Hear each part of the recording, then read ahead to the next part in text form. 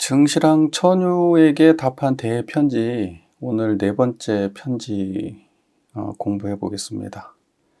증시랑 천유에게 답한 대편지 네 번째. 보내주신 편지를 읽어보니 걷고 머물며 앉고 눕는 가운데, 사위 이렇게 얘기하는데, 이거는 수행자의 네 가지 몸가짐, 걷고 머물며 앉고 눕는다. 행주자와 우리가 얘기하잖아요. 행주자와 가운데 중단이 없이 공부에도 얽매이지 않고 바쁜 가운데도 항상 열심히 참고하며 결코 게으르지 않고 도에 대한 마음이 날이 갈수록 견고해진다니 저의 마음과 딱 개합합니다. 이렇게 말했습니다. 행주자와 가운데에 중단이 없어야 돼요.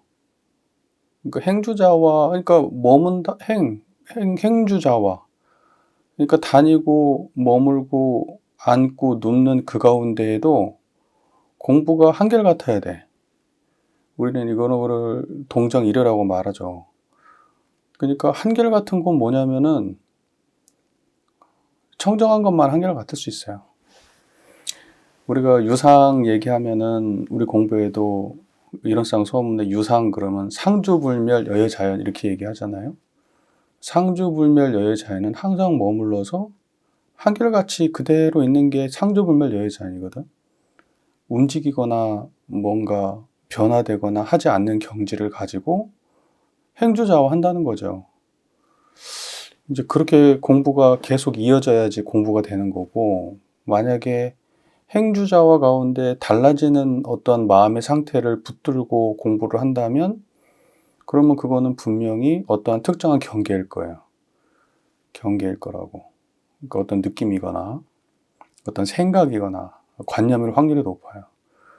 그러니까는 변함없는 거를 내가 붙들었다면 바르게 붙들고 있는 것이고, 상황에 따라서 변하는 거를 내가 붙들고 공부한다면 그거는 이제 공덕이 없는 짓을 하는 게 돼요. 그러니까는 이제 걷고 머물며 앉고 눕는 가운데 중단이 없이 공부에도 얽매이지 않는다. 그러니까 뭐냐면 이게 공부에도 얽매이지 않는 경지가 이 자리예요. 그러니까 이거는 공부를 하는가? 이걸 공부한다고 할 수 있는가? 의심될 정도지. 이게 아무것도 아니니까, 어찌 보면. 그렇기 때문에 공부에도 얽매이지 않아요. 그리고 공부한다고 해도 한다는 사항이 없어요. 이게 공부 같지도 않아. 마음의 상태가. 그러니까 공부를 하는 것처럼 느껴지면 그러면 내가 어떤 경계를 붙들고 있는 거예요. 바쁜 가운데에도 항상 열심히 참고한다는 거는 바빠도 항상 그 경지를 갖다가 잊지 않으려고 노력한다는 거겠지. 우리고 얘기하면 청정한 그 자리를 잊지 않으려고 계속 노력하는 거예요. 그리고 게으르지도 않고 도에 대한 마음이 날이 갈수록 견고해진다. 공부가 이렇게 돼야 되죠. 그래야 진급하는 거지. 근데 우린 날이 갈수록 일상에 얽매이고 그 다음에 이제 반복되는 일상 속에서 거기에 빠져가지고 공부가 없을 수 있죠. 근데 공부는 그렇게 반복되는 일상 안에 있어요. 그러니까 일상을 벗어나서 공부 없어요. 반복되는 일상 안에 있어요. 반복되는데 이거는 반복되는 것도 아니야. 뭐가 반복된다고 말하기도 그래요. 계속 청정한 거니까 원래. 변화가 없는 거니까 반복되는 게 없어. 변화가 아니니까. 반복되는 건 변하지. 근데 이건 반복되지 않아요. 항상 그냥 그렇게 청정할 뿐이에요. 그걸 지키는 게 이제 쉬운 일이 아니죠. 이제 그런 걸 정진한다고 하는 거고. 근데 이제 스스로를 좀 돌아볼 필요가 있어요. 우리 공부는 어떤가? 이 도에 우리가 대동사님 법문에 입문해가지고 지금까지 지내오는 동안에 과연 나는 그 일상에서 계속 공부하고 있는가? 그리고 진급하고 있는가? 그리고 계속 도에 가까워지고 있는가? 고민해 봐야 되죠. 네. 그러니까 근데 이렇게 하려면은 그야말로 그 증시랑이 처음에 생각했던 거, 증시랑이 처음 도에 입문할 때 그 마음, 그러니까 기필코 이 도를 성취하겠다고 하는 어떤 그런 마음, 성불재종하겠다고 하는 그런 서원, 이제 이게 분명한 사람이 이제 이런 일이 되는 거죠. 그러니까 우리 원불교 교리적으로 따지면 사막을 완성시켜서 진급해가지고 대강열일까지 올라가려고 하면은 진행사죠. 신분의성이 있어야 된다. 믿음이 있어야 되고 분발이 있어야 되고 또 의문이 있어야 되고, 의문은 이제 모르는 걸 알려내려고 하는 그런 노력이 있어야 되고, 그 다음에 끊임없는 정성이 있어야 되고, 그리고 내가 신이라고 하는 거는, 믿음이라고 하는 건 나는 부처 될 수 있어, 나는 원래 부처야 라는 그런 마음도 있어야 되고, 분이라고 하는 거는 나는 왜 이렇게 안 되지? 그리고 그 승질내는 거예요. 분발한다 이 정도가 아니고 화가 나야 돼. 내가 공부가 안 되는 거에 대해서 화가 날 정도로 막 분하고 화가 나야 돼요. 그래야 공부하는 거지. 안 그러고는 안 돼. 그냥 생활인으로 살다가 마는 거예요. 옷은 교무 옷 입었고 신분은 교무인데, 이제 밖에 사람들이 볼 때는 종교인이라고 하는데 실상 내면은 그냥 생활인이지. 생활인. 그렇게 살다가 마는 거죠. 공부는 없고. 깊이 돌아봐야 돼요. 우리 스스로가. 일반 신도들도 이렇게 열심히 하는데, 일반 신자도. 그리고 지금 출가가 아닌 분들 중에서도 공부 열심히 하시는 분들 많아요. 근데 돌이켜 생각해 보면은 공부는 10대, 20대 때 하는 건 아닌 것 같아. 대동사님 같은 분들은 좀 특별한 케이스고, 이제 일반적인 사람들은 이 불법을 공부하겠다, 마음 공부를 하겠다, 이렇게 접어드는 거는 퇴임 이후 60대 지나서 그 정도 되면 다행인 것 같고, 빨라야 30, 40대 아닐까? 빨라야 40대 정도 되지 않을까? 보통 사람들이 내가 공부의 필요성을 느끼고 해봐야지 하는 거는 이제 사회에 나와가지고 지내보고, 그리고 애도 좀 키워보고 풍파도 좀 겪어보니까 이게 꼭 이렇게만 사는 건 아닌 것 같다는 생각도 들고, 또 공부가 필요하다는 생각도 들고 하는 그런 과정에서 공부가 보통 시작되지 않는가 싶어요. 그러니까는 젊은 아이들 교화한다고 하는데 막상 청소년 교화, 학생 어린이 교화는 무슨 대종사님의 교법을 전해주고 이런 거는 의미가 없는 것 같고, 그냥 인연을 맺어주고 있다가 내가 필요한다 할 때 그래도 첫 번째 떠오르는 게 원불교면 그러면 괜찮게 교화한 거 아닌가. 네, 사실 이런 생각도 들어요. 돌아보면 참 이 불법을 공부하는 거는 어느 정도 연근 사람들이 하는 것 같아. 세상에 찌들고 자기저주에 세상의 어떤 그 물리적인 욕망에 치성하고 또는 자기의 능함에 끌려있는 사람은 불법으로 못 들어와요. 제가 볼 때. 그리고 들어와서도 출가를 해서도 그 욕망의 달성이 항상 중요하고, 명예가 중요하고, 내 포지션이 중요하고, 이제 이런 거 따지고 그러면은 불법으로 못 들어와, 내가 볼 때. 이거는, 그래서 이루는 사람들이 긴 시간에 전 세계적으로 보면 많을 수 있어도 우리가 주변에서 경험하는 사람들은 막상 별로 없는 거예요. 그러니까 실제적으로 많지 않다는 거지. 우리의 체감상 많지는 않아. 세상에는 많겠지. 그런 생각이 듭니다. 그러니까 꼭 공부에 진심을 내야 돼요. 그러니까 뭐냐면 진솔하게 공부에 발심하셔야 돼요. 안 그러면 후회만 남을 거야. 우리가 여기 밖에 사람들이 이루는 것처럼 물리적인 아무것도 못 이루고 그리고 퇴임하게 될 건데 뭐겠어요, 우리 인생이. 이룬 게 대동사님의 교법을 내가 체득도 못했고 남들에게 대동사님의 교법을 있는 그대로 전해주지도 못했다면 대동사님의 깨달음의 지혜를 다음 세대에 유전하지 못했다고 하면은 내가 여기서 아무리 많은 사람들을 만나고 아무리 많은 일을 하고 뭘 했다고 그래도 진짜 남겨놓은 게 있다고 말할 수 있을까? 시간 지나면 다 사라질 것들인데. 한번 생각해 볼 필요가 있어요. 그러나 세간의 번뇌는 치성한 불과 같은데 어느 시절에 번뇌가 그치겠습니까? 바로 산란한 가운데 있을 경우에도 포단 위의 일을 잊지 마십시오. 포단이라는 것은 대나무 의자하고 방석을 포단이라고 하는 겁니다. 그러니까 이 포단이라는 거는 대나무 의자가 왜 나오냐면 대나무 의자에다가 방석을 깔고 앉았던 거예요. 그러니까 중국 사람들은 의자 생활하잖아요. 예, 한국 사람들은 그냥 바닥에 방석 깔고 바닥에 앉는데 중국 사람들은 그 의자 앉거든요. 그래서 이제 의자에서 수행했던 그런 일들을 잊지 마라. 의자에 앉아서 정진하고 했던 걸 잊지 마라 라는 의미 같아요. 그리고 평소에 마음을 고요한 경계에 두는 것은 바로 시끄러운 가운데서 활용하기 위함입니다. 만약 시끄러운 가운데서 힘을 얻지 못한다면 도리어 고요한 가운데서 공부한 적이 없는 것과 마찬가지입니다. 번뇌가 끊일 날이 없으니까 번뇌를 피해가지고 다른 곳으로 가서 공부할 수는 없어요. 그 번뇌를 피해서 하는 공부는 고요함을 쫓는 공부이고 그 고요함을 쫓는 거는 시끄러운 데 처하면 아무 효험이 없어요.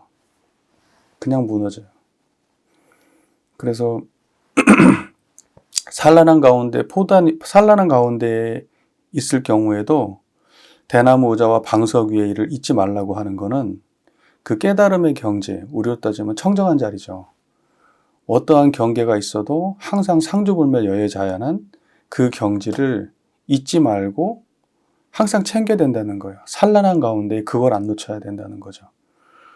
그런데 평소에 마음을 고요한 경계에 둔다는 거는 고요한 상태를 유지한다는 거예요. 그 고요함이라고 하는 경계에 내가 머무른다는 거예요.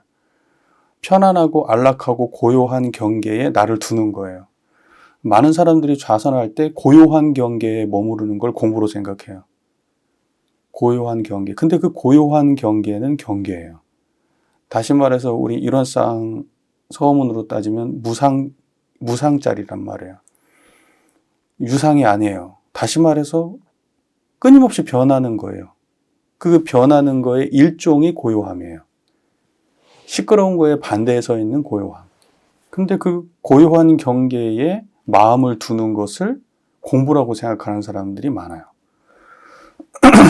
이제 이거를 바르게 이해를 해야 좌선에 대한 이해가 바르게 되고 깨달음이 바르게 쓰는 거예요. 이거 깨달음은 고요함하고 관계가 없어요. 고요함하고 아무 관계가 없어요. 근데 고요함을 공부로 삼는 사람들이 많은 거예요. 그게 좌선하는 사람들이에요. 선가에서 비판하는 대표적인 부류가 좌선하는 사람들이거든요. 수행하는 사람들. 수행하는 사람들을 선에서 비판해요. 그 이유는 뭐냐면 그 수행한답시고 고요한 경계에 앉아있단 말이죠. 그걸 수행이라고 착각하고 앉아있단 말이죠. 근데 그거는 시끄러운데 나가면 바로 깨져버리는 거예요. 그러니까 고요함은 시끄러운데 활용할 수 없는 공부예요. 고요함은 변하는 거기 때문에 시끄러운 상태에 놓이면 깨져버려요. 활용이 안 돼요. 그러면 고요할 때는 어떤 게 공부냐? 청정한 게 공부예요. 그 고요함 자체도 경계로 삼는 게 공부예요. 고요할 때도 청정하면 시끄러울 때도 청정할 수 있어요. 그런데 고요함을 닦으면 시끄러운 데서 고요함은 유지 못해요. 이제 이런 게 문제죠. 그래서 평소에 마음을 고요한 경계에 두는 것은 바로 시끄러운 가운데 활용하기 위함이고, 그렇죠? 우리가 고요한 데 있다고 하는 것은 시끄러운 데 활용하려고 고요한 경계인데, 그때의 고요함과 우리가 보통 이 자리를 고요하다고 말하지, 청정한 자리가 고요하지. 근데 이 고요하다는 똑같은 하나의 말이 어떤 사람에게는 유상으로서의 고요함으로 작용하고 어떤 사람에게서는 무상으로서 고요함이란 말이에요. 그러니까 변하는 고요함은 고요함이 아니에요. 변하는 고요함은. 그러니까 고요함 속에서도 항상 청정한 자리를 챙겨야 무상 속에서 유상을 드러내고 공부하고 있는 거예요. 이제 그게 중요한 거죠. 그리고 그렇게 공부를 해야 좌선을 한다고 해도 그렇게 좌선을 해야 시끄러운 경계 때 활용이 되고 힘을 발휘하고 시끄러운 경계에 노예가 되지 않는 거죠. 근데 만약에 시끄러운 경계에 놓였는데 마음을 유지할 수 없고 다시 또 그 고요함이 깨지고 시끄러운 경계 속에서 요란해진다면 그러면 공부한 적 없는 거고 똑같은 거예요. 공부한 적이 없었던 거예요. 그러니까 우리는 공부하고 있는가? 고민해 봐야 돼요. 그러니까 예를 들면 아침에 좌선을 하는데 내가 과연 진짜 좌선한 적이 있었던가 고민해 봐야 돼요. 좌선을 그렇게 오랫동안 했다면 결과가 나와야겠지. 어떻게든 변화가 조금이라도 있어야 되겠지. 근데 한 발짝도 못 옮기거든요. 그 냉정하게 얘기해서 더 예민해지고 상만 쌓이고 막상 보면 한 발짝도 못 옮기는 일을 못 옮겼다는 거예요. 10년, 수십 년을 했어도. 그게 우리가 잘못하고 있는 공부가 아닐까 고민해 봐야 돼요. 그러니까 그 행위에 답이 있지는 않아요. 마음의 경계가 청정한 경계를 내가 볼 수 있느냐는 거예요. 지금 여러분 제 소리를 듣고 저를 보는 바로 거기에요. 지금 이렇게 소리가 있고 또 시각적 정보와 또는 이 청각적인 정보가 지금 여러분들께 전달이 되는 과정에도 그 모든 게 청정한 자리 밖으로 벗어나지 않아요. 다 거기서 이루어지는 일이에요. 그래서 뭘 찾는다? 찾기 위해서 어딜 돌아다닌다? 찾으면 그것도 망상으로 흘러가고 있는데 찾는다는 생각, 어떤 경험을 찾고 있는 거예요. 다만 지금 이렇게 우리가 작용하는 바로 이 자리가 청정한 거예요. 그러니까는 찾으려고 하면 안 돼요. 방법 얘기를 자꾸 사람들이 많이 해요. 방법. 어떤 방법을 통해서 얻을 수 있냐고요? 방법 없어요. 그냥 여러분 마음이니까 확인만 하면 돼요. 지금 눈앞에 있는 거를 무슨 방법을 갖고 또 찾아요. 어분에게 3년 찾는다는 말이 있어요. 원래 지금 우리가 쓰고 있는 이 마음인데 지금 대면하고 있는 거를 목전에 있는 거를 보지 못하고 자꾸 방법 얘기하고 자꾸 돌아다니고 앉아있고. 그래서 원불교는 참 말을 많이 하는데 방법. 그 방법이라는 말은 영원히 방법만 추구하다가 말게 되는 경우로 떨어져요. 그거는 굉장히 오래전부터 선가에서는 비판하던 일이에요. 방법 자꾸 찾는 거. 근데 원불교는 방법만 얘기해. 경지 얘기를 안 하고. 고민해 봐야 돼. 맨날 방법 얘기하는 거. 그거는 그걸 가르치는 사람이 모르기 때문에 방법 얘기하는 거예요. 경지에 대한 자각이 있으면 방법을 얘기하지 않고 경지를 드러내게 해줘요.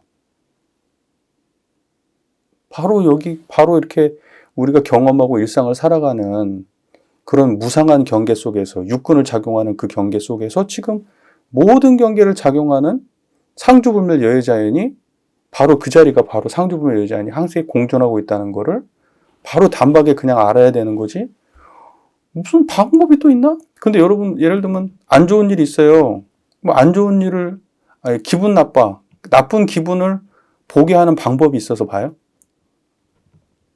기쁜 마음을 보게 하는 방법이 있어서 기쁜 마음을 봤어요? 기쁜 마음이 일어나면 기쁜 마음인 줄 알잖아요, 그냥. 슬픈 마음이 일어나면 슬픈 마음이 일어나는 줄 알죠. 근데 그거는 방법 없이 바로바로 알잖아요. 근데 이 마음도 똑같다고요. 이 청정한 자리도 방법이 필요 없어요. 그냥 아는 거예요, 그냥. 그렇게 알아야 되는 거지. 그러니까는 이건 남녀노소 선악기천을 막론하고 누구나 하는 거고 방법이 없는 거예요. 방법은 무상한 경계를 대할 때나 방법을 찾는 거지. 내가 뭐 성적을 어떻게 방법을 해야 돼요? 어떤 기술을 익혀야 되는데 어떤 방법을 해야 돼요? 운동을 잘 하려고 하는데 어떤 방법이 필요해요? 마음을 보는데 무슨 방법이 필요해. 그냥 이렇게 보면 되지. 그러면 자손법이고 영불법은 뭐예요? 아, 그걸 양성하는 방법이에요. 앉아가지고 가만히 그 자리를. 그러니까 이거를 알고 나서 이걸 어떻게 양성하냐? 그럼 방법을 얘기해줘. 근데 그거 굳이 안 해도 양성할 수 있어요. 예. 그거는 여러분들이 마음의 경지를 분명하게 자각하면 그냥 되는 거예요. 예. 그러고 난 다음에는 천만 방편이 다, 한편으로는 다양한 중생을 제도하기 위해서 필요한 것이지만, 한편으로는 이 방법 때문에 망치겠구나라는 생각도 있어요. 방법에 빠지게 되면. 그래서 정법, 상법, 개법, 말법 시대. 정법, 상법, 말법. 그렇게 얘기하잖아요. 그러면 말법 시대가 뭐냐? 말법은 방법만 있고 깨달음이 없을 때가 말법이라 그래요. 깨달음이 없어. 방법은 있는데. 그래서 방법만 얘기해요. 지금 우리가 방법만 얘기하고 있어요. 그리고 입만 열면 방법 얘기해요. 맨날 방법 얘기. 이거 아니에요? 자선해야 된다. 또 뭐 일기 써야 된다. 유무념 해야 된다. 또 뭐 해야 된다. 뭐 해야 된다. 뭐 해야 된다. 그거를 하려고 하면 또 막 디테일하게 또 설명을 해줘야 되고, 해보니까 이게 안 돼요. 또 해보니까 이게 안 돼요. 계속 그런 것만 하다가 시간 가는 거예요. 결과적으로는 모르고, 이론상에 대한 자각이 없이, 유상이 뭔지 모르고. 우리가 지금 부족한 거는, 무상은 여러분 노력하지 않아도 알잖아요. 무상 속에 살았으니까 지금까지. 여러분이 모르는 거는 유상밖에 없잖아요. 근데 유상은 지금 그 무상을 쓰는 그 자리가 유상이거든요. 우주 만유의 본원이라고 했으니까, 근본 바탕이라고 했으니까, 또는 그 몸뚱아리라고 했으니까, 만법의 몸뚱아리라고 했으니까, 우리가 작용하는 거기를 떠나지 않고 바로 그것이 드러난 자리가 그게 유상이거든요. 그러니까 그냥 그렇게 바로 봐야 돼요. 그러면 한 방에 아는 거예요, 한 방에. 시간이 필요가 없어요. 그래서 갑자기 안다, 그래서 돈 오라고 말하는 거예요. 시간이 필요가 없는 거예요. 그러면 뭐 모든 사람들이 다 그렇게 할 수 있냐? 뭐 다 그렇게 하는 거냐? 아니 뭐 여러 가지 방편들이 다 필요할 수도 있겠지, 사람에 따라서. 그걸 천차만별로 일괄적으로 할 수는 없지만, 근데 하나 중요한 거는 방법만 강조해가지고는 경지를 알려주고 방법을 응용하는 거지, 경지를 모르는 사람들이 얘기하는 방법은 그거는 거짓말이고 사람들 미혹하게 하는 일이고 공효가 없이 시간만 때우게 만드는 일이에요. 죄송하지만. 근데 자기가 몰라. 자기가 아는지 모르는 사람들이 그렇게 그 방법 얘기를 주구장창 해야 되거든. 여러분 스스로 한번 돌이켜 보셔야 돼요. 제가 말하는 그 범주 안에 여러분이 안 들어 있었으면 좋겠어요.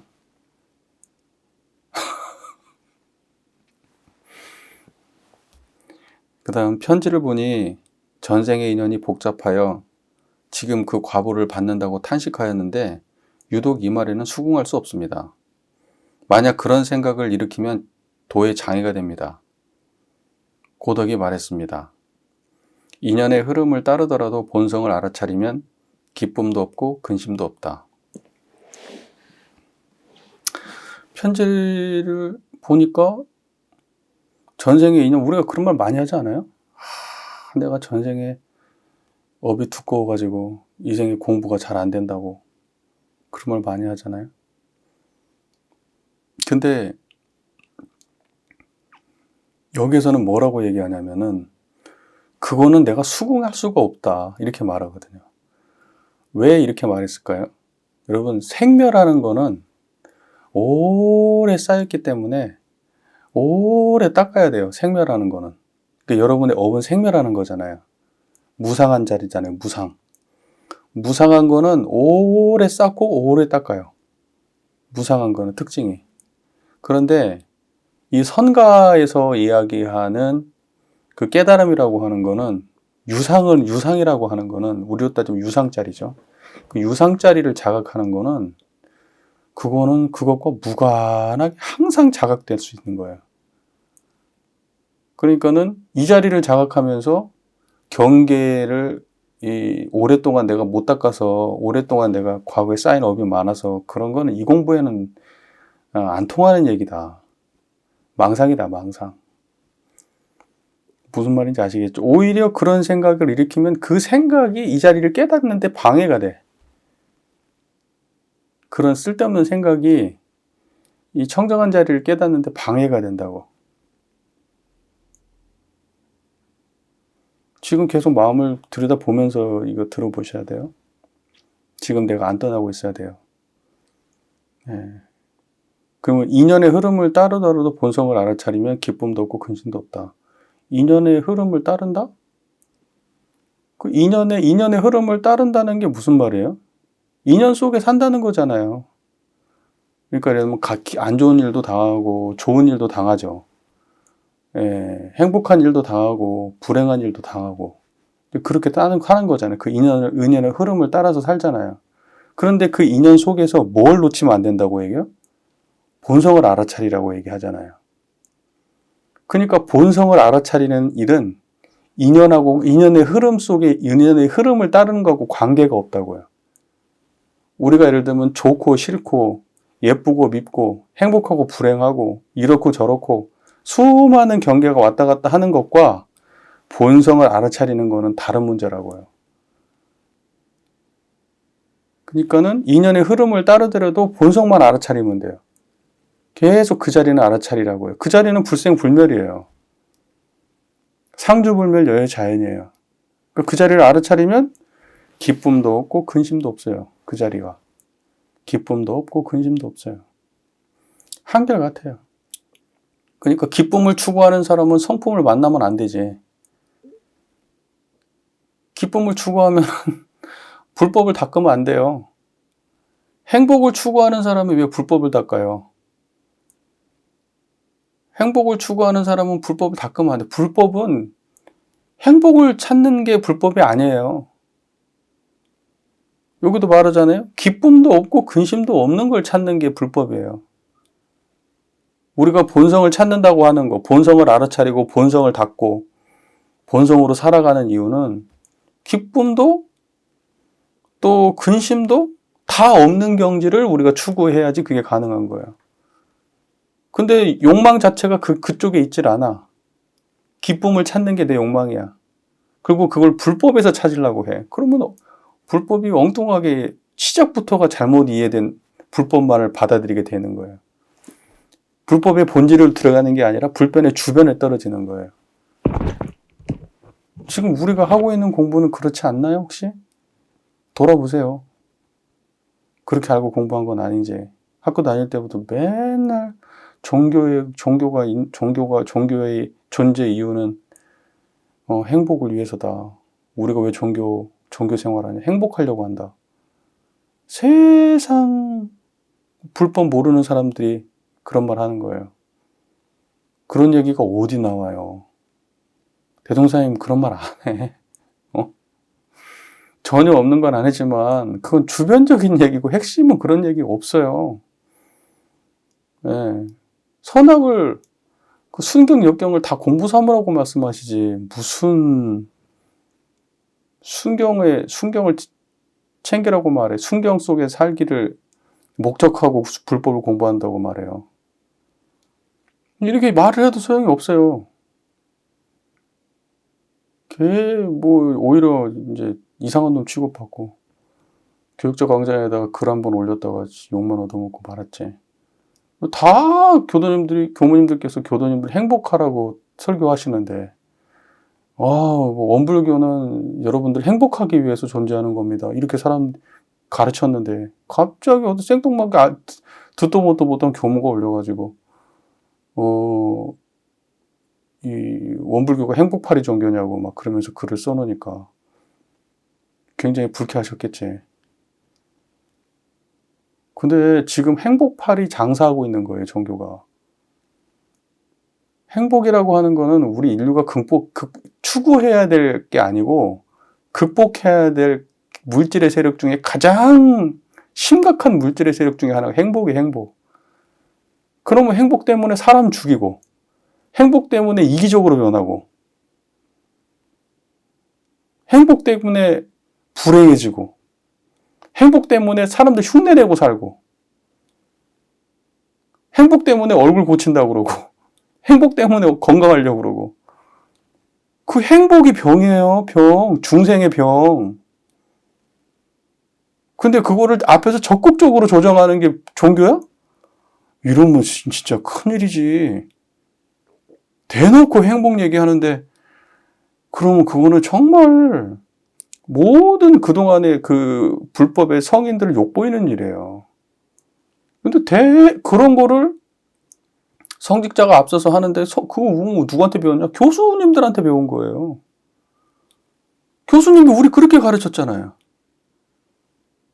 나는 지금도 그게 머릿속에 남는데?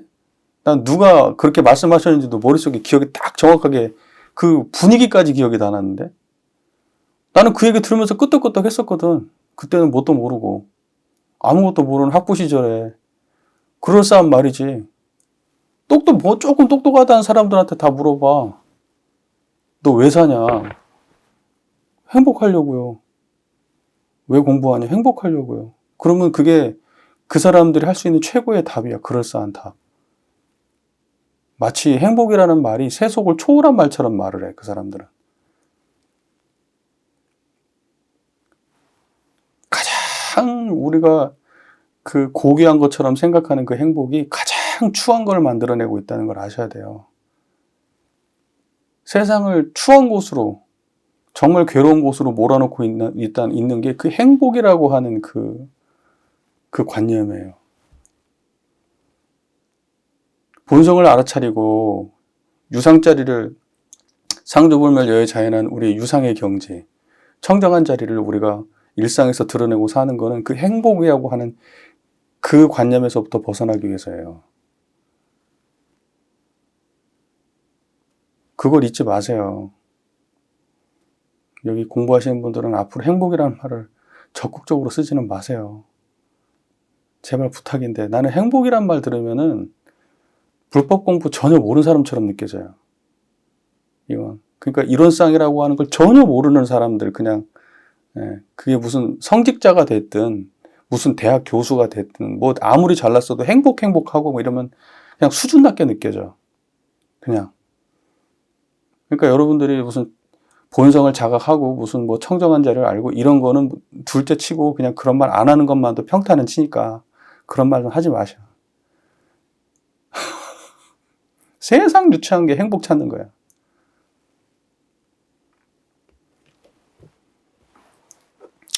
자, 그래서 인연의 흐름을 따르더라도 본성을 알아차리면 기쁨도 없고 근심도 없다. 그 본성에는 기쁨, 근심이 없어요. 그냥 청정하지. 기쁨도 근심도 다 오염된 것들이에요. 무슨 말인지 아시겠죠? 자, 정명은 말했다. 저때 정명은 유마거사입니다. 유마거사. 유마거사가 말했다. 비유하면 마치 높은 지대에 메마른 땅에는 연꽃이 피지 않고, 높은 지대에 메마른 땅에는 연꽃이 없죠. 높고 메마른 땅에는 연꽃이 없어요. 근데 낮은 습지의 진흙에서 이 꽃이 피는 것과 같다. 진흙에서 연꽃이 피죠. 근데 그게 무슨 말이겠어요? 거진출진이라고 우리가 하잖아요. 세간 속에서 살아가요. 세간 속에 살아가. 세간 속에 살아가는데 거기에서 오염되지 않아요. 그래서 연꽃이라고 하는 거를 불교의 깨달음을 상징하는 그 하나의 상징물로 쓰잖아요. 부처님이 앉아있는 곳을 연화대라고 하잖아요. 연화대. 연꽃으로 된 그 좌대에 앉아있잖아요. 그래서 굉장히 연꽃을 중요하게 하는 이유가 딱 그거잖아요. 굉장히 더러운 곳에 물들지 않으면서 깨끗한 꽃을 피워요.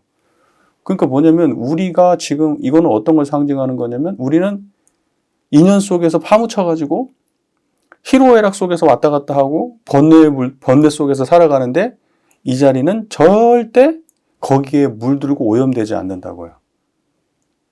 오염되지 않아요. 그래서 연꽃이잖아요. 그러니까 이때의 오염이라고 하는 거는 행복이 오염이에요. 그게 진흙이라고. 행복도 진흙이고 불행도 진흙이고 똑같은 진흙이라고. 고요함도 진흙이고 그 다음에 시끄러움도 진흙이라고요. 똑똑한 것도 진흙이고 어리석은 것도 진흙이라고요. 근데 거기에 물들지 않는 것이 뭐냐? 지금 이렇게 알아차리는 청정한 자리예요. 이 청정한 거. 이 상주불멸 여여자연.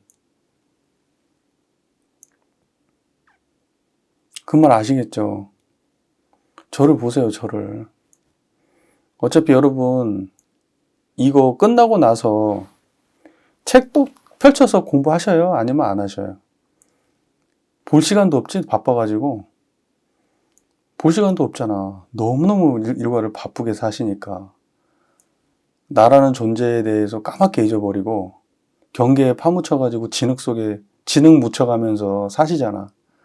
진흙 속에서 안 묻히고 진흙 속에서 사시는 거 아니잖아요. 그죠? 그리고 와가지고 뭐 공부할 시간이 어딨어. 일하기가 바쁜데. 공부하는 사람은 안 알아줘. 일 잘하는 사람 알아주지. 내 음식 챙겨주는 사람 알아주지.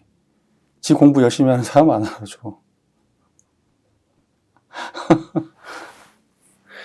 여러분, 그러니까 제가 하고 싶은 이야기는 지금 여기에서 마음을 보시라고요. 그러니까 지금 지금 요 대화에 집중하세요. 여기에 집중하고 제가 하는 그 모든 말이 거기에 떨어지도록 하세요. 여기는 이 글은 제가 읽어드리고 설명까지 해드리고 그러면 이걸로 끝. 2번 안 봐도 돼. 어차피 보아야 될 책이 넘치고 넘쳐. 흔하디 흔한 게 이런 말들이에요. 이걸 뭐 머릿속에 외워봐야 소용없어. 여러분 일주일이면 다 잊어버려요. 복습해가지고 시험 볼 거 아니잖아. 예. 그러니까 나는 여기 오신 교우님들한테 많은 걸 바라지 않아. 난 처음에 이거 시작할 때는 어때 일부분씩 해가지고 또 의견도 나누고 하려고 생각했는데 그거는 첫날 해보고 깨졌지. 그게 안 된다는 사실을 알았지. 읽어오지도 못하는 판에 무슨 뭐. 내가 다 준비해야 되는 거구나. 이렇게 생각하고 하는 거예요, 그냥. 근데 생각해보면 준비할 필요도 없는 거야. 그냥 앉아서 듣기만 하면 돼요. 그냥 들어요, 그냥. 근데 듣는데 집중하라고, 그냥. 듣는 데만 집중하시라고. 다른 짓 하지 마시고. 아시겠죠? 그러면 그냥 그게 남는 거야. 어차피 공부 안 하잖아.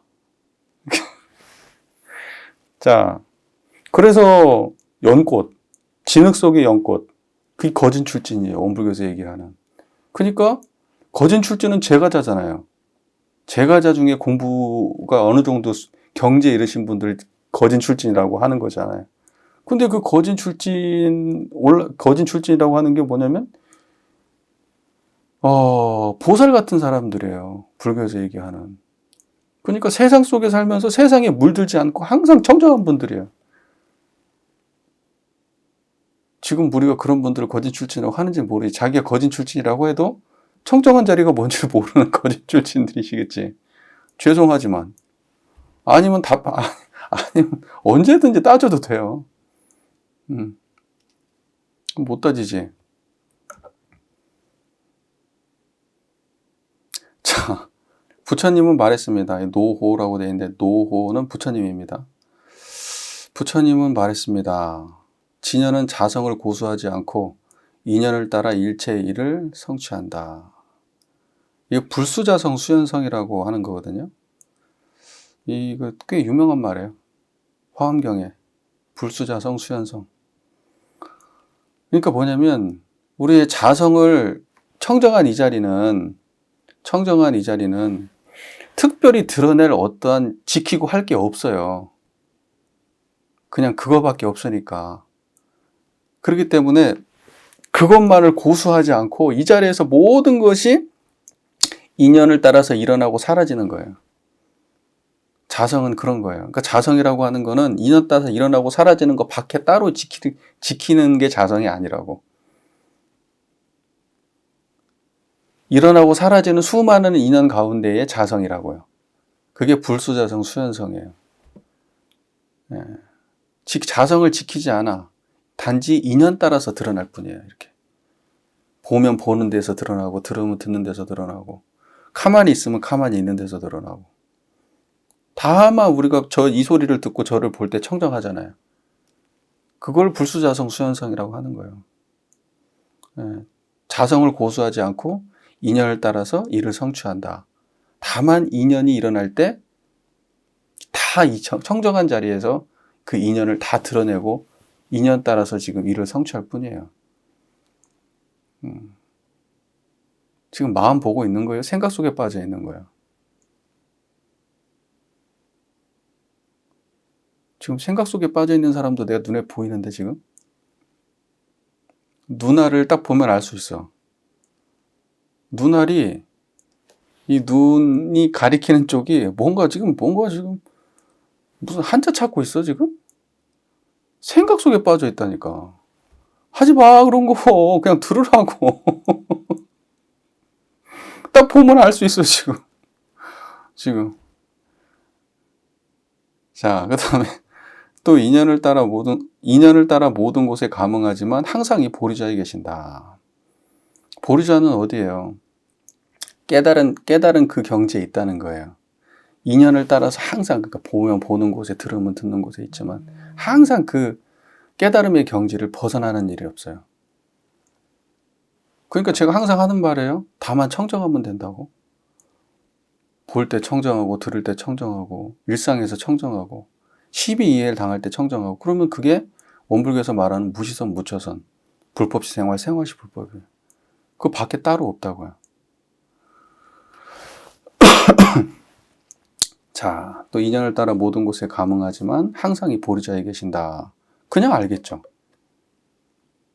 무슨 말이에요? 여러분이 딱 그러고 계셔요 지금? 인연을 따라서 모든 곳에 감응하지만 항상 보리자에 있어요? 보리자에 앉아가지고 인연을 대하고 있어요? 보리자에 앉아서 인연을 대하고 있냐고요. 예. 이거를 지킬 것이 아무것도 없는 자리를 지키기 위해서 노력하는 게 아니라 아무것도 없는 경지가 이 자리를 지키기 위해서 이 자리만을 지키기 위해서 고수하고 앉아 있는 게 아니라 모든 경계 속에서 지금 이 일을 이루고 있냐고. 따로 이것만 지키려고 노력하는 게 아니라 행주자와 간에 행주자와의 모든 경계 속에서 지금 이 일을 이루고 있냐고요. 그렇게 해야 된다고요. 그 수행이 그런 거라고. 그것이 요란한 경계가 됐든 고요한 경계가 됐든.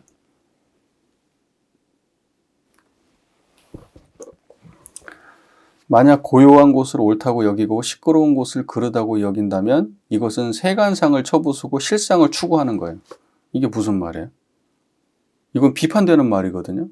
세간성을 쳐부수고 실상을 추구한다는 거는 실상이라고 하는 또 하나의 세간상을 만들었다는 뜻이에요.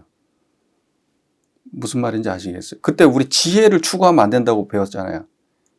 지혜를 추구하는 거는 지혜라고 하는 또 하나의 세간상을 만드는 거예요. 이것도 똑같은 말이에요. 우리가 고요한 것을 추구해야지. 고요한 것은 그것은 초월의 경지이고 불지이고 시끄러운 것은 번뇌망상은 전부 다 그것은 이제 이 출세간의 일이기 때문에 고요함을 떠나서 시끄러운 데를 떠나서 고요함으로 가야 된다. 이렇게 얘기하는 거는 세간상을 쳐부수고 실상을 추구한다는 건데 세간상을 쳐부수고 실상을 추구하는 그 일이 사실은 세간상을 추구하는 일이 된다는 거예요. 그래서 비판되는 거예요. 실상도 추구하지 말라고요. 자성은 실상도 아니라고. 실상과 세간상을 분별하면은 그러면 세간상이 되는 거예요.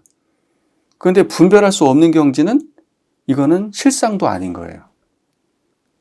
실상과 세간상을 분별하는 거는 그거는 그 자체로 세간상이고 실상과 세간상조차 분별하지 않을 때 그것이 진짜 실상이라고요. 근데 실상과 세간상을 분별하는 방식으로 실상을 추구하게 되면 당연히 그거는 또 다른 생각과 분별로 떨어진 거예요. 그래서 공부하는 사람들이 안 되는 거예요. 불법 공부 열심히 하시면. 생각 밖으로 벗어날 수가 없어요. 생각을 헤매는 노예가 돼버려요. 그래서 단어와 문자 사이를 오가면서 그 속에서 못 벗어나요. 우리가 그런 공부를 지금까지 해왔고 적어도 참 열심히 그 공부를 해왔는데 지금 와서 생각하면 진짜 공부는 아니었던 거예요. 엉뚱한 공부를 열심히 했던 거야.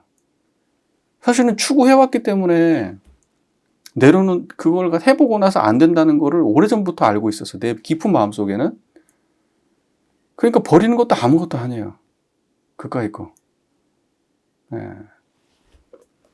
생각 여러분도 꼭 그랬으면 좋겠어요. 자, 생멸을 벗어나서 정멸을 추구한다. 말은 틀린 말이 아니잖아. 생멸을 벗어나서 정멸을 추구해야지 불법 아니에요? 세간상을 벗어나서 실상을 추구해야 불법 아니에요? 맞잖아. 그런데 생멸을 벗어나서 정멸을 추구하는 거는 비판하고 있는 거예요. 이때의 정멸은 뭐겠어요? 이게 생멸이에요. 이게 생멸이라고. 그러니까 생멸과 정멸을 구분하는 거는 그 자체로 생멸이라고. 그래서 성품은 생멸도 정멸도 분별하지 않아요. 그것이 정멸이라고.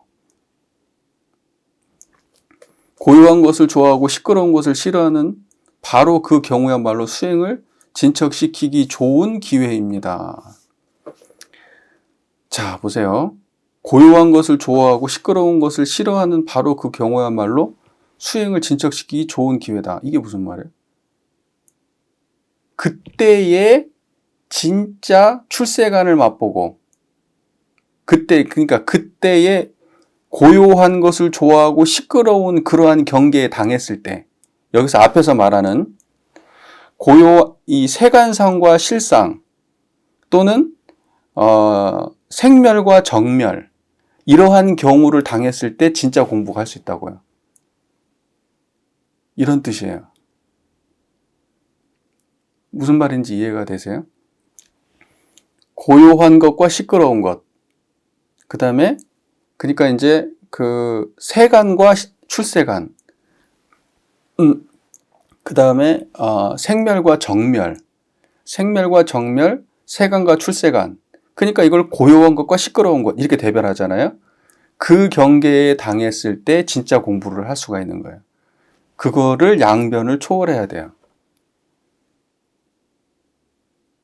그러니까는 출세간도 추구하지 말고 정멸도 추구하면 안 된다는 뜻이에요. 이 이야기 잘 이해가 되고 계시죠?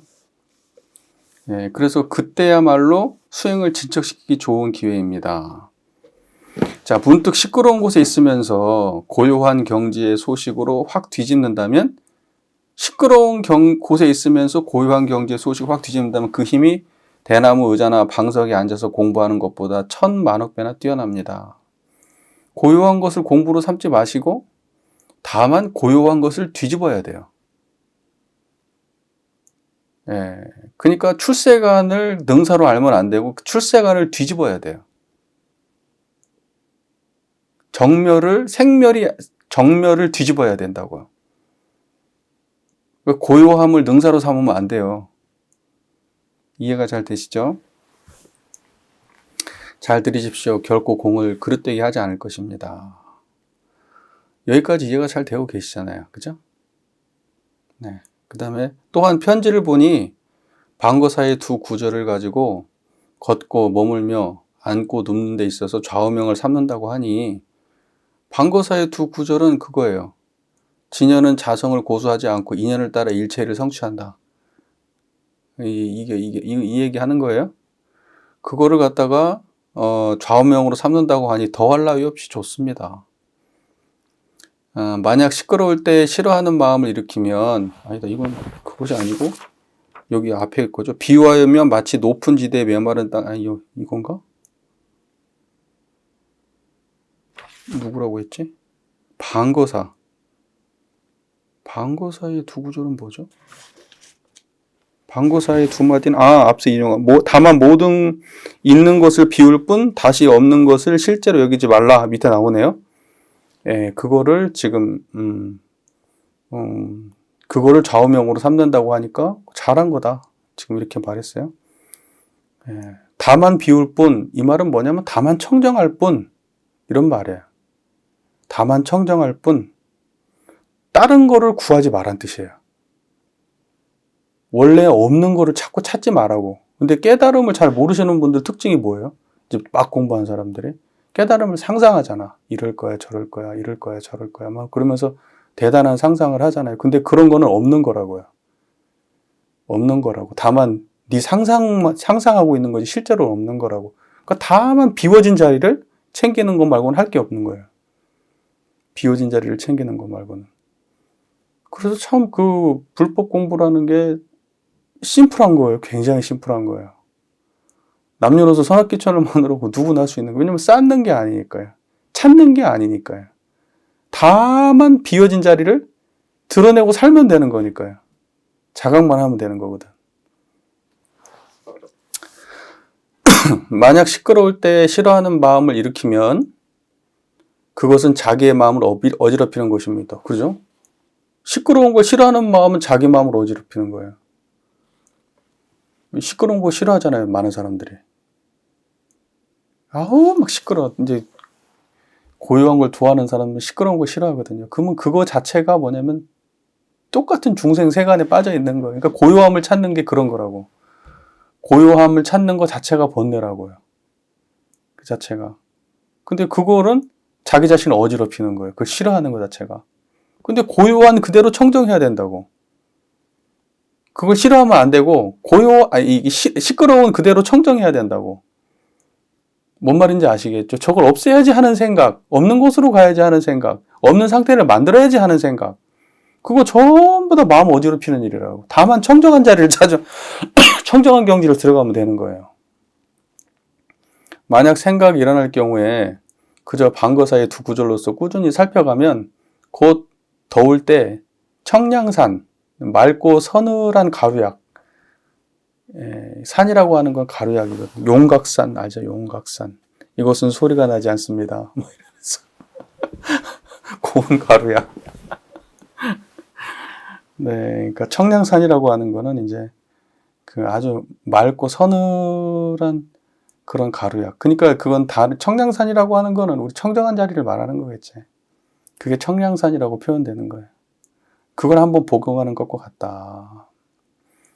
그 한 번 복용하는 것과 같아요.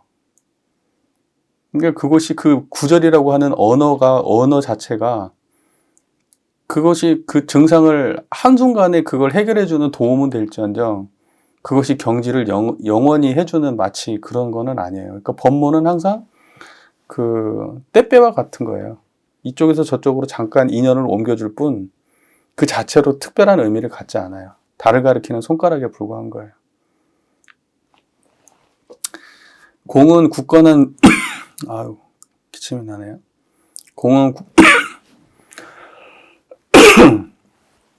공은 굳건한 믿음을 갖추고 있는데 그것이야말로 대지혜인입니다. 그때의 믿음은 뭘까요? 이 자리를 말하는 거지.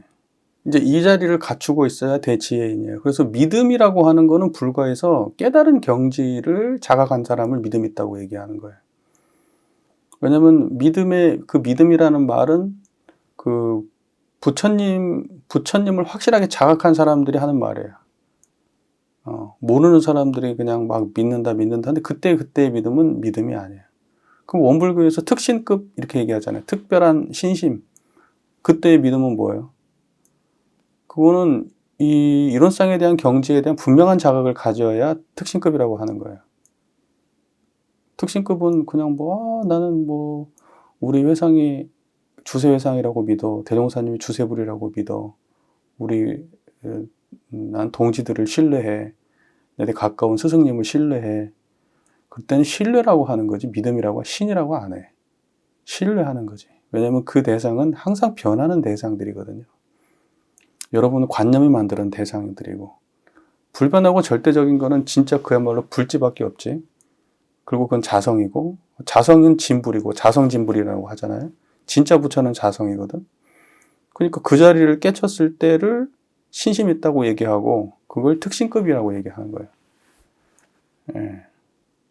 그래야지 우리 법의 등급 특신급 해석이 돼요. 그리고 법의 단계에 맞게 해석이 돼. 그 다음 단계가. 근데 특신급을 그런 마음의 경지를 이해하지 않은 상태에서 특신급을 해석하니까 어떤 행위, 막 믿습니다, 믿습니다 하는 그 기독교인들이 하는 행위처럼 그런 짓을 해야 그것이 신심이 있다고 생각하는 거예요. 그러니까 황당한 일이 벌어지는 거죠.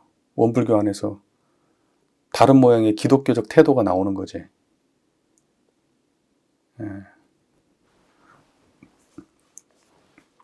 오랫동안 고요함 속에서 공부해왔기 때문에 이런 이야기를 언급한 것이지, 당신이 계속 그래도 오랫동안 고요함 속에서 공부했기 때문에 내가 그래도 이런 이야기를 언급한 것이지, 그러니까 당신이 그동안에 그래도 어느 정도 경지를 알고 공부를 해왔기 때문에 내가 그래도 당신한테 이런 말 한다. 안 그러면 못 알아들으니까 내가 할 필요도 없다. 뭐 이런 말 아니겠어요? 타인의 경우라면 이런 이야기를 언급할 수가 없습니다. 만약 업식이 두터운 교만한 사람에게 이 증상만인이라고 하거든요. 여기는 업식이 두터운 교만한 사람에게 증상만인에게 이러한 이야기를 해주면 곧 그에게 악업의 짐을 더하는 꼴이 된다. 증상만인이라는 거 그전에도 우리 공부하면서도 가끔 등장하잖아요. 증상만인은 뭐냐면 자기가 그 정도 깨달음에 이르지 않고 경지에 도달하지 않았는데 그 위에다가 자기가 깨달았다고 생각하고 잘 안다고 생각하고 남들보다 뛰어나다고 생각하는 걸 더 얹어가지고 실제보다 과장하는 그런 교만하고 그런 사람들을 증상만인이라고 하는 거예요. 실제 깨달음이 없는데 있는 척하는 사람들, 스승 되려고 노력하는 사람들, 아주 알맹이는 없는데 잘난 체하고 막 이런 사람들, 증상만인이라고 하는 거예요. 증상만인은 흔한 거예요. 그런 사람 흔해요. 특히 도가에서 굉장히 흔해요. 아마 종교에는 다 흔할걸요? 그런 사람들이. 기독교도 있을걸?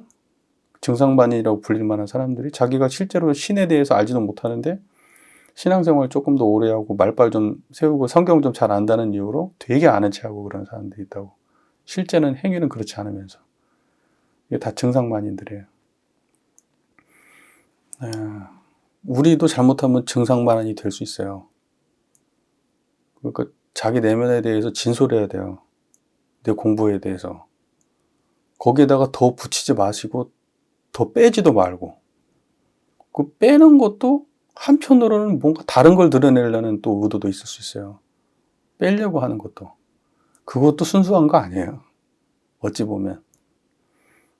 잘못하면 그런 함정에도 빠져요. 겸손하다고 하는데 사실은 그 겸손한 것이 훌륭한 것이기 때문에, 사람들한테 겸손한 것이 좋은 것으로 받아들여지기 때문에 어떤 그런 행위를 하는 것일 수도 있기 때문에, 우리가 생각하는 훌륭하다고 하는 것들을 하는 사람들이 실제로 훌륭하지 않을 수가 있어요.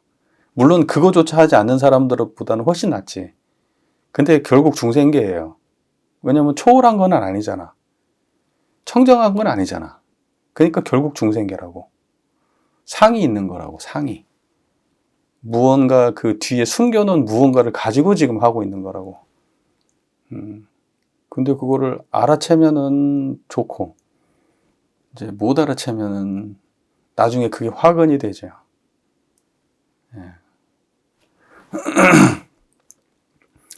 자, 선문의 갖가지 병통에 대해서는 이미 지난번 편지에 대해서 말씀드렸습니다.